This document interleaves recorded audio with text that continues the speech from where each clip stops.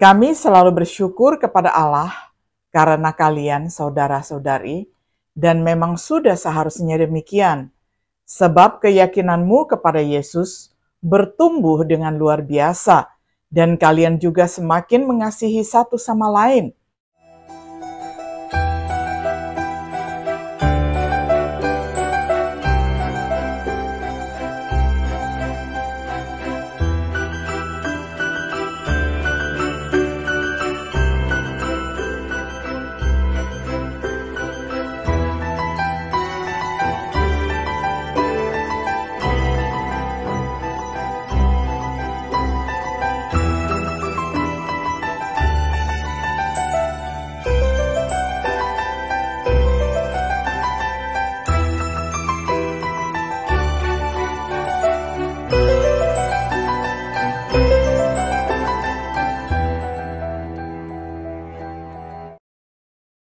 Shalom, sahabat Biblika yang dikasihi oleh Tuhan. Senang sekali hari ini kita dapat berjumpa kembali di dalam acara Refleksi Sahabat Biblika.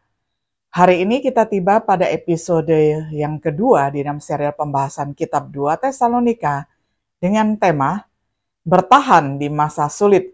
Saya akan bacakan firman Tuhan untuk kita semuanya dari 2 Tesalonika 1 ayat 3 hingga ayatnya yang ke-7. Saya akan bacakan untuk kita semuanya di dalam terjemahan sederhana Indonesia. Kami selalu bersyukur kepada Allah karena kalian saudara-saudari, dan memang sudah seharusnya demikian, sebab keyakinanmu kepada Yesus bertumbuh dengan luar biasa, dan kalian juga semakin mengasihi satu sama lain. Karena itu kami selalu senang menceritakan tentang kalian kepada jemaat-jemaat Allah di tempat lain, yakni betapa kalian teguh bertahan dan berpegang pada keyakinanmu meski dianiaya dan menderita berbagai kesusahan. Keteguhan hatimu itu membuktikan bahwa Allah selalu bertindak adil terhadap manusia. Kalian akan dinyatakan layak untuk masuk ke dalam kerajaan Allah karena sekarang kalian menderita demi kesetiaanmu pada kerajaannya itu. Sedangkan mereka yang sekarang menganiaya kalian kelak akan menerima hukuman berat, sebab Allah itu adil. Demikianlah wujud keadilan Allah. Dia juga akan memberikan rasa lega kepada kita semua yang saat ini menderita. Semuanya itu akan terjadi pada waktu Tuhan Yesus datang kembali dari surga dan menampakkan dirinya kepada seluruh penduduk dunia ini, diiringi para malaikatnya dengan kuasa yang hebat. Sampai sedemikian jauh pembacaan firman Tuhan dari 2 Tesalonika 1 ayat 3 hingga ayatnya yang ke-7. Sahabat Biblika yang saya kasihi, saat Paulus memulai suratnya yang kedua kepada jemaat Tesalonika, dia mengungkapkan ucapan syukur. Ucapan syukur yang dia rasa harus dia persembahkan kepada Allah. Dia juga berterima kasih atas iman dan kasih jemaat. Iman mereka bertumbuh dengan pesat, kasih mereka terhadap satu sama lain berlimpah. Sungguh dia bahkan membanggakan keimanan dan kesabaran mereka. Membanggakan iman dan kesabaran mereka di tengah penganiayaan. Ketekunan jemaat Tesalonika tentu patut diperhatikan. Mereka adalah jemaat yang lahir dalam kesusahan. Penganiayaan tampaknya berlanjut, namun mereka bertahan. Apa yang dapat kita pelajari dari jemaat Tesalonika tentang bertahan di masa sulit? Pertama-tama, mereka berfungsi sebagai pengingat bahwa yang pertama, masa sulit pasti terjadi. Ini mungkin mengejutkan beberapa orang, bertentangan dengan penyebar Injil kesehatan dan kemakmuran yang mengajarkan kita bahwa menjadi seorang Kristen adalah kunci keberhasilan dalam hidup di dunia. Dengan ajaran ini, banyak orang kecewa karena pencobaan yang mereka hadapi sebagai orang Kristen baru. Alkitab memperingatkan tentang masa-masa sulit. Yesus memperingatkan para rasulnya, semua ini aku katakan kepada setiap kalian yang sudah bersatu dengan aku, supaya kamu bisa hidup dengan tenang. Di dunia ini kamu pasti menderita. Tetapi kuatkanlah hatimu karena aku sudah mengalahkan dunia ini. Yohanes 16 ayat 33. Para rasul memperingatkan para murid, Di kota-kota itu, mereka berdua menguatkan hati para pengikut Kristus untuk tetap memegang keyakinan mereka kepadanya. Para rasul itu berkata, kita harus melalui banyak penderitaan sebelum masuk dalam kerajaan. Kisah para Rasul 4 ayat 22. Kita memiliki pengharapan di masa-masa sulit. Kita tidak luput dari pengaruh dosa dan kejahatan di dunia ini. Kita masih hidup di dunia dengan penyakit dan kematian. Kita mungkin sering menderita akibat pilihan yang dibuat oleh orang lain. Kita dapat mengantisipasi penganiayaan karena kita adalah orang Kristen. Keluarga, teman, dan musuh kita mungkin mengucilkan atau bahkan menganiaya kita secara fisik. Kita memiliki musuh yang berusaha menelan kita, yakni iblis. Bersyukurlah jika kita tampaknya terhindar dari cobaan dan kesengsaraan. Tetapi bersiaplah untuk kesulitan dalam hidup yang pasti akan datang. Dari contoh orang Tesalonika, kita belajar bahwa hal yang kedua tentang iman, kasih, dan kesabaran diperlukan. Iman yang terus bertumbuh. Iman yaitu dengan percaya penuh. Artinya kita yakin kepada Allah bahwa harapan kita pasti terwujud meskipun kita belum melihatnya. Ibrani 1 ayat 1, Ibrani 11 ayat 1. Terus bertumbuh seperti yang ditulis oleh Rasul Paulus. Kami selalu bersyukur kepada Allah karena kalian saudara-saudari, dan memang sudah seharusnya demikian, sebab keyakinanmu kepada Yesus bertumbuh dengan luar biasa. Dan kalian juga semakin mengasihi satu sama lain. 2 Tesalonika 1 ayat 3. Inilah jenis iman yang menopang seseorang dalam penganiayaan. Ingatlah iman Ayub. Tetapi aku tahu penebusku hidup dan akhirnya ia akan bangkit di atas debu. Juga sesudah kulit tubuhku sangat rusak.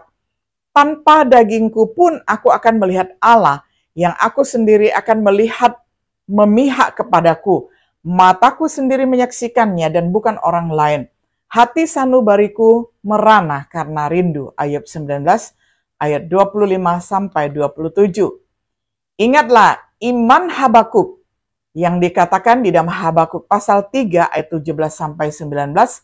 Sekalipun pohon ara tidak berbunga, pohon anggur tidak berbuah, hasil pohon zaitun mengecewakan, sekalipun ladang-ladang tidak menghasilkan bahan makanan, kambing domba terhalau dari kurungan, dan tidak ada lembu sapi dalam kandang, namun aku akan bersorak-sorak di dalam Tuhan, beria-ria di dalam Allah yang menyelamatkan aku. Allah Tuhanku itu kekuatanku, Ia membuat kakiku seperti kaki rusa, Ia membiarkan aku berjejak di bukit-bukitku. Yang berikutnya, kasih yang berlimpah terhadap satu sama lain. Kasih yaitu seperti yang diajarkan oleh Allah sendiri. Tentang mengasihi saudara-saudari seiman, kalian tidak perlu diingatkan lagi karena Allah sendiri sudah mengajar kalian untuk saling mengasihi. 1 Tesalonika 4 ayat 9. Melalui teladan kasih Bapa, dan beginilah cara Allah menyatakan kasih-Nya kepada kita. Dia mengutus anaknya yang satu-satunya ke dalam dunia ini, supaya kita bisa menerima hidup kekal melalui anaknya itu. Dalam tindakan itu nyatalah kasih yang luar biasa. Bukan ketika kita mengasihi Allah, tetapi ketika Allah menunjukkan kasih-Nya kepada kita, yaitu dengan mengutus anaknya menjadi korban pendamaian yang menghapus dosa kita di mata Allah, sehingga kita tidak akan ditimpa murka-Nya. Saudara-saudari yang saya kasihi, kalau Allah sudah begitu mengasihi kita, maka kita juga harus saling mengasihi. 1 Yohanes 4 ayat 9-11. Melalui teladan kasih anak Allah, dengan cara inilah kita mengenal arti kasih. Kristus sudah mengasihi kita hingga mengorbankan dirinya demi kita. Karena itu hendaklah kita pun rela berkurban demi saudara-saudari kita. Kasih yang semakin meningkat. Kami selalu bersyukur kepada Allah karena kalian saudara-saudari, dan memang sudah seharusnya demikian, sebab keyakinanmu kepada Yesus bertumbuh dengan luar biasa, dan kalian juga semakin mengasihi satu sama lain. 2 Tesalonika 1 ayat 3. Ini adalah jenis kasih yang menopang seseorang di masa-masa sulit. Bahkan saat itu menghibur Paulus dalam kesengsaraannya. 1 Tesalonika 3 ayat 6-7. Agar kita dapat menanggung penganiayaan saat kita dikelilingi oleh kasih persaudaraan. Kesabaran yang bertahan dalam pencobaan. Kesabaran yaitu berdasarkan pengharapan yang kita miliki di dalam Allah, dikembangkan dengan membaca Alkitab. Pengharapan dibutuhkan jika kita menerima janji Allah. Dikuatkan semakin kita memandang kepada Yesus. Kesabaran seperti inilah yang membuat kita semakin kuat. Kesabaran membuat kita lengkap, tidak kekurangan apapun. Kesabaran memberi kita pengalaman yang bisa semakin menguatkan pengharapan kita. Selama iman kita bertumbuh, kasih kita satu sama lain berlimpah, dan kesabaran kita tetap teguh, kita akan bertahan di masa sulit. Yang ketiga, pembalasan yang akan datang. Penghakiman Tuhan akan adil. Untuk umat Tuhan yang telah menanggung kesengsaraan dengan iman dan kesabaran, yang merupakan bukti penghakiman Allah yang adil yang akan datang, telah dijadikan layak untuk kerajaan melalui penderitaan mereka. Meskipun kita tidak boleh lupa bahwa Allah lah yang membuat kita memenuhi syarat untuk kerajaan. Dialah yang menyempurnakan, menegakkan, menguatkan, dan menetapkan kita bagi mereka yang telah menyebabkan kesengsaraan bagi umatnya. Tuhan akan membalas mereka yang merugikan umatnya. Kesengsaraan akan menimpa mereka. Balasan yang adil. Paulus akan menjelaskan sifat kesusahan ini lebih lengkap di dalam 2 Tesalonika 1 ayat 8-9. Semua orang yang tidak mengenal Allah dan tidak mau taat menerima kabar baik tentang Tuhan Yesus akan dihukumnya dengan api yang menyala-nyala. Mereka akan dihukum selama-lamanya di tempat yang jauh dari hadapan Tuhan tanpa pernah dapat menikmati kemuliaan dan segala kuasanya. Tuhan mengizinkan umatnya yang bermasalah. Juga balasan yang adil, kelegaan yang sama dinikmati oleh Paulus, Silas, dan Timotius. Dia juga akan memberikan rasa lega kepada kita semua yang saat ini menderita. Semuanya itu akan terjadi pada waktu Tuhan Yesus datang kembali dari surga dan menampakkan dirinya kepada seluruh penduduk dunia ini, diiringi para malaikatnya dengan kuasa yang hebat. 2 Tesalonika 1 ayat 7. Perhentian ini diberikan ketika Tuhan dinyatakan dari surga bersama para malaikatnya yang perkasa. Karena saat Tuhan sendiri turun dari surga bersama para malaikat, dengan suara yang nyaring dia akan memanggil semua orang yang sudah mati untuk hidup kembali. Kemudian pemimpin malaikat akan berseru diiringi bunyi trompet surgawi. Dan saat itulah semua orang yang sudah mati dalam keadaan bersatu dengan Kristus akan lebih dulu bangkit. Selanjutnya kita akan semua pengikut Yesus yang masih hidup pada waktu itu akan diangkat bersama-sama ke awan-awan di angkasa untuk bertemu dengannya. Lalu kita akan hidup bersama Tuhan selama-lamanya. 1 Tesalonika 4 ayat 16 hingga ayat 17. Sebagai kesimpulan, kita akan mempertimbangkan apa lagi yang dikatakan Paulus tentang hari besar itu dalam pelajaran kita berikutnya. 2 Tesalonika 1 ayat 7-10. Apa yang telah kita lihat sejauh ini seharusnya membantu kita menanggung pencobaan dan kesengsaraan. Jangan kaget dengan masa-masa sulit. Firman Tuhan telah mengatakan kepada kita bahwa itu akan datang.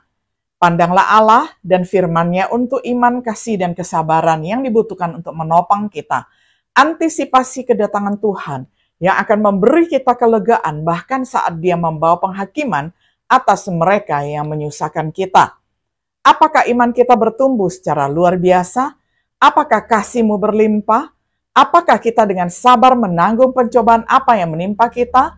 Menunggu sisanya datang ketika Yesus datang kembali? Biarlah jemaat Tesalonika menjadi penyemangat bagi kita di dalam bertahan di masa sulit. Sahabat Biblika yang dikasihi oleh Tuhan, kiranya setiap diri kita yang sudah dikuatkan dan dihiburkan oleh firman Tuhan menjadi semakin kuat menjelang masa-masa sulit yang akan datang.